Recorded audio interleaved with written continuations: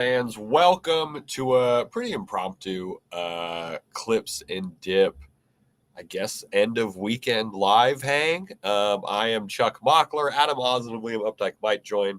We just wanted to get something out for you ahead of the Clippers back-to-back, starting on Monday against the Heat and then the Thunder on Tuesday. Pretty difficult back-to-back. If you're listening to this, I'm going to put this out on audio after kind of the live hang, and you want to catch one of these hangs, it is at youtube.com/@ClippersPodcast. It's a fun time. It was a very busy week for LA sports in general. The Dodgers won the greatest World Series in a very long time, which was great. So I am moving slow today. But the Clippers got a win against the Pelicans on Halloween in what was kind of a terrifying game of basketball. An incredible offensive effort from Kawhi and James Harden, obviously. There was a late blunder that almost ruined that whole thing, but I don't know. I'll take any win against the Pels, I guess. I don't know if that's the craziest thing, but Ty Lue's like 6-12 against them as Clippers coach. So it's always a nightmare against the Pelicans. Ty Lue postgame talked about, the defense was being too aggressive, or I guess not being too aggressive. He said the defense is trying to be aggressive and cause turnovers, which is a fine line to toe. The free throws in the second half against the Pels, it was 23-7 in favor of the Pelicans. So that is something I will be worried about in the Thunder game and the Heat game. We're going to get to that in a bit, but I don't know. I guess it's nice that the Clippers were able to battle back after letting the Pels into that one. Derek Jones Jr. made some key plays. He's having an awesome start to the season. But yeah, I don't think any of us will take any win against the Pelicans for granted. It's a goddamn nightmare playing that team.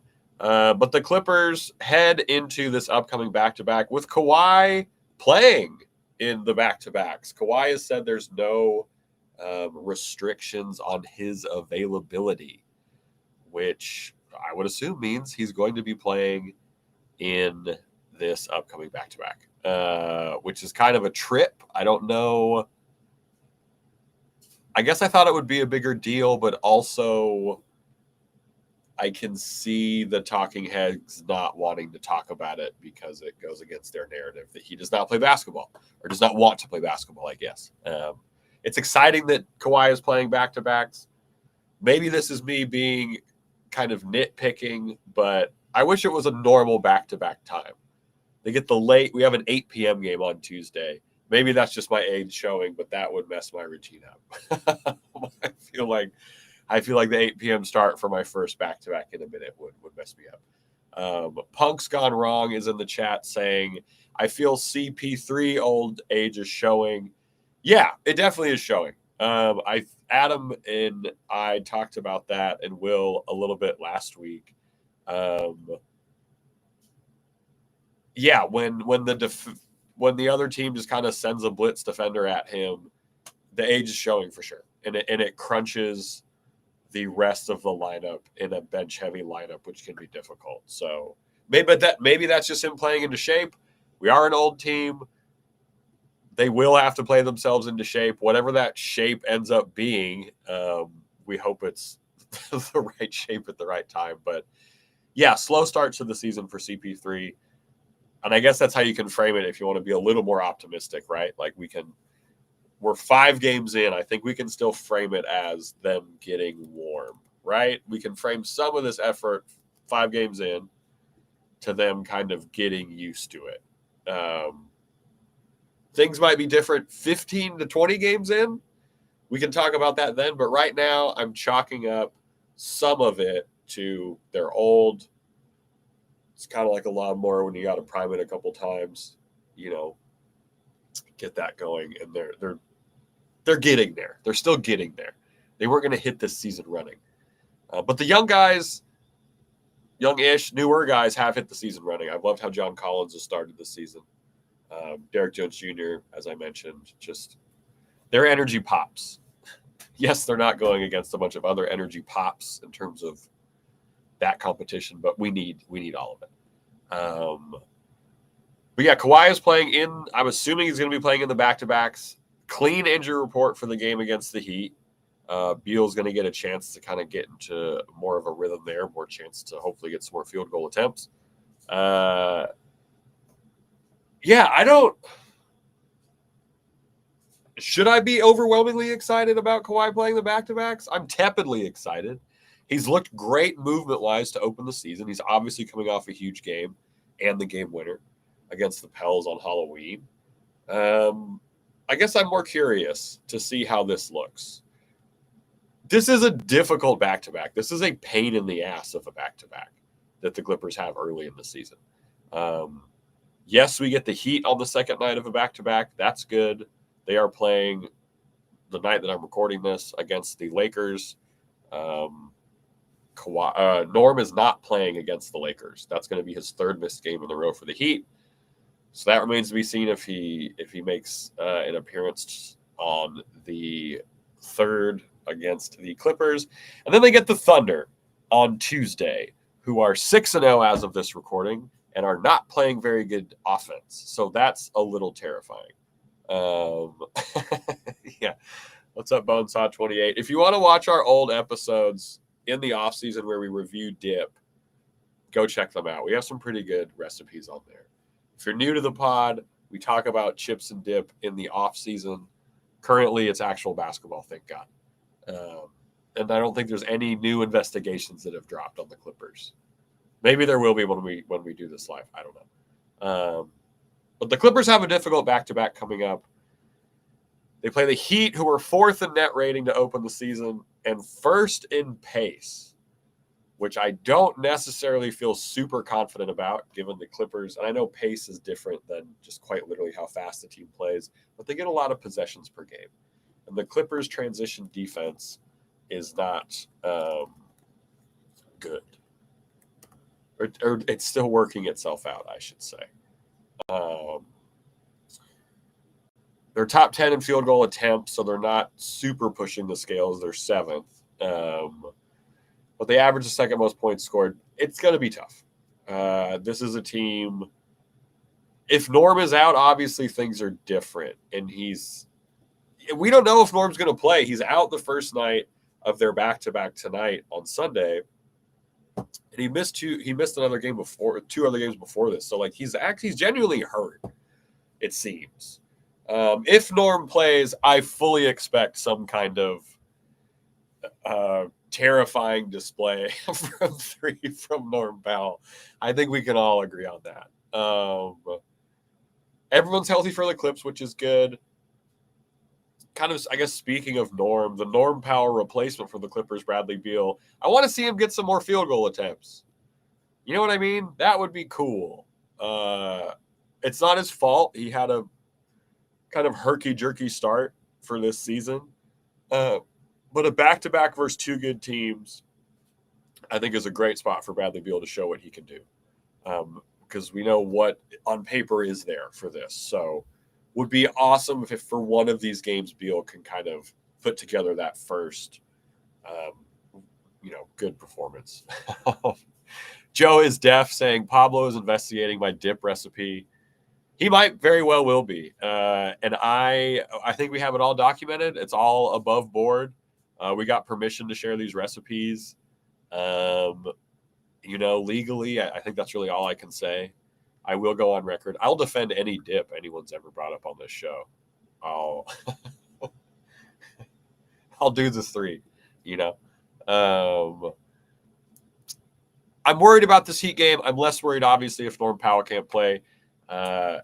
Wiggins is one of those guys who people say, is a good Kawhi defender, and he has bothered Kawhi before. He's an annoyance to Kawhi Leonard on the offensive end or the defensive end. You know what I'm saying? When Kawhi is playing offense. So again, this is where kind of there's no minutes restrictions for Kawhi in the back-to-back. So excited to see that matchup. Bam has lit the Clippers up before. So this is a good test for Zoo, who's had a fine start to the season. Again, we're early. We're not taking too much away from everything.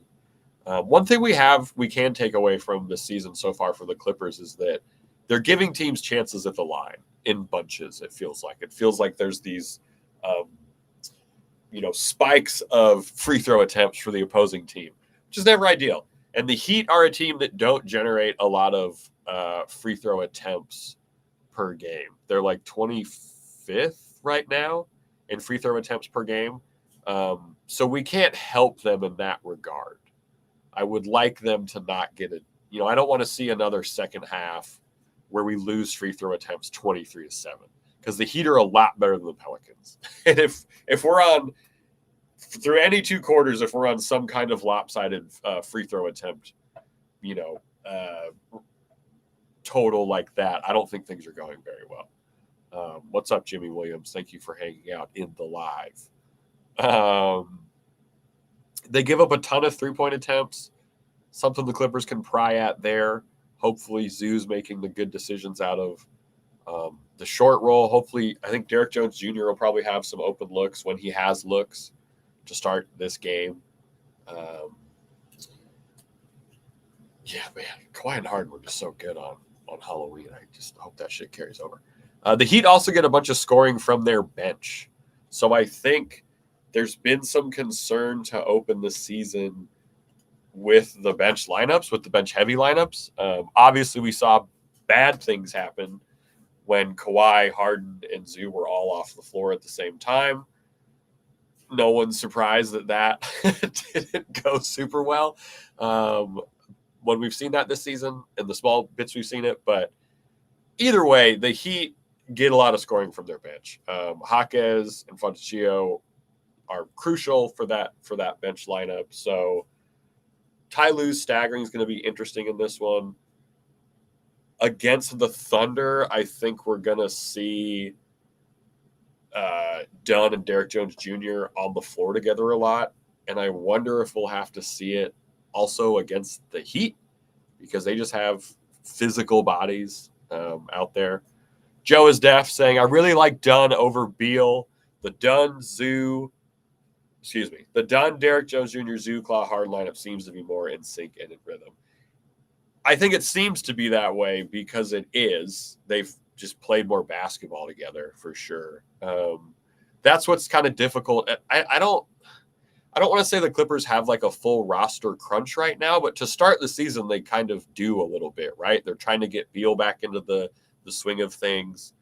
They were trying to work Bogey back in. So I understand liking the look of that lineup, that Dunn, Derek Jones Jr., Zoo, Y, and Harden lineup, because it just looks like they are much more comfortable. But Ty Lue does have to figure out how to work Beal in there. So it's a frustrating thing to figure out.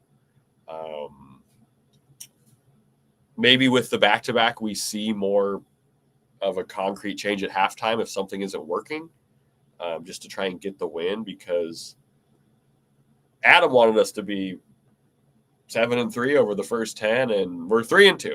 So we got to tighten this shit up a little bit. So I understand that sentiment, though, Joe. Chris Dunn has played some great basketball to open this season. And yeah, the game against the Heat is not easy. The game against the Thunder is also terrifying. We're playing them the second night of a back-to-back. They're 6-0 as of this recording.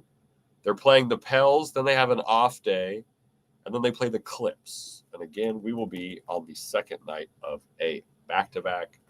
I'm a little worried about this one, I guess.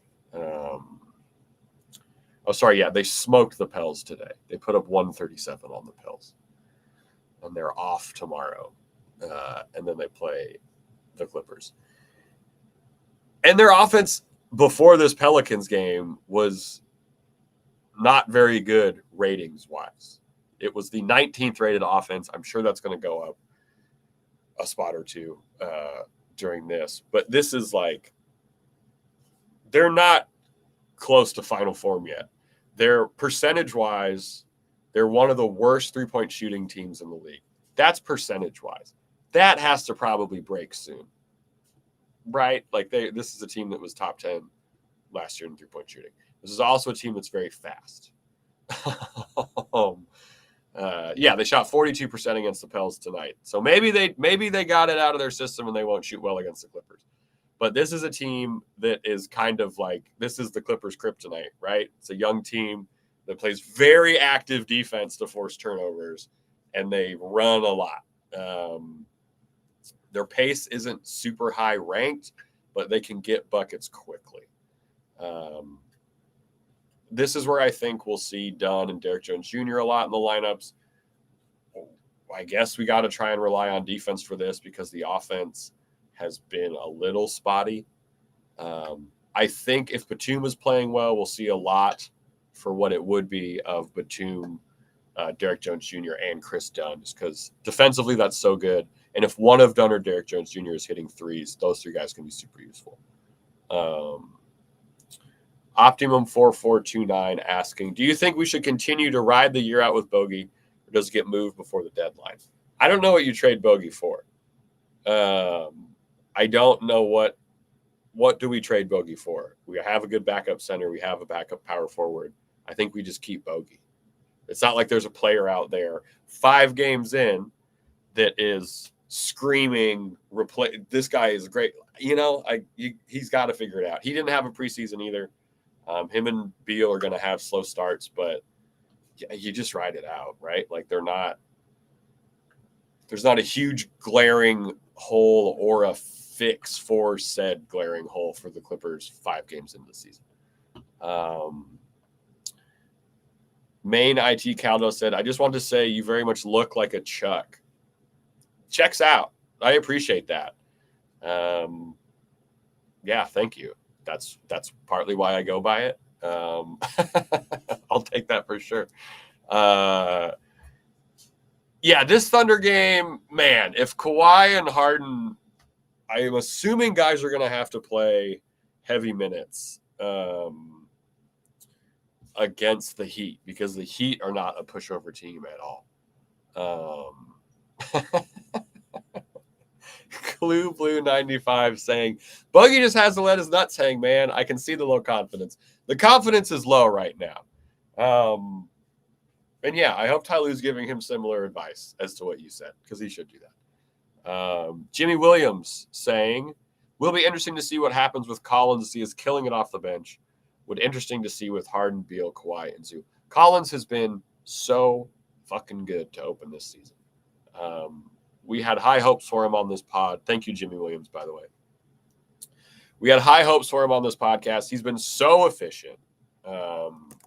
He had the quote in the because this is a contract year for John Collins. He had the quote where he was like, I'm going to either bust my ass as a starter or bust my ass as a bench player. Paraphrase. But he's been awesome to open the season. You can see the juice anytime he's out on the court. We're going to need him and Derek Jones Jr. to be useful in transition for both of these games. The Heat play a quick pace. The Thunder can play a quick pace and are just younger and more athletic than the Clippers. Not that we're not athletic, but it is the Thunder. I'm hoping I would feel pretty good if we split this back-to-back. These are 2 good teams. It's going to be it's going to be difficult. Again, I wish it's nice Kawhi's playing in the back-to-back. We like that a lot, but it's going to be a test. Coming off a heroic performance on Friday, him and James Harden is awesome. So it's like the momentum is there. Again, splitting this back-to-back would not be the worst thing. It's a difficult matchup. Got another super chat. Thank you so much. So Real said, missed the buzzer beater on Friday because trick-or-treating. Then no game over the weekend. Birthday is tomorrow, though, so let's go Clippers. Yeah, let's hope the Clippers get a win on your birthday. That would be sick. I hope everyone who has a birthday during a Clippers game gets a win for it. That would be fantastic. And hope trick-or-treating was good. I don't know how old you are. I hope, I guess. Either you got candy or you took someone to get candy. But thank you for the $5. That was so real. Yeah, split this back-to-back. Then it's still like they're 4-3. But they got 2 games against the Suns right after this. So they have some wiggle room. They go, okay, after this back-to-back, they have a game against the Suns on the 6th, a game against the Suns on the 8th, and then the Hawks on the 10th, in which the recent news about Trae Young makes the 3 games after this back-to-back kind of a cushion a little bit. Not to say to look ahead or anything like that, but they split this back-to-back. They can still end up, looking okay after their 10 games. They split this back-to-back, they would be at 4-3. They can get to 7-10 or 7-3 over their first 10, but it's going to be difficult. I know Adam wanted them at 7-3. I take that too. It's going to be tough. We're going to need, again, this is a great time for Beal to hopefully kind of snap into the Norm Powell role, ironically enough, against the Heat. LOL, or Osir saying, took their son. There we go. Yeah. Was surprised that the game against the Pels came to a buzzer beater. That makes sense. There was a whole bunch of free throws. It was a nightmare. They have to defend with discipline in both of these upcoming games. Because, again, you don't want to give the Heat extra free throws for a team that's already averaging top 5 in points per game.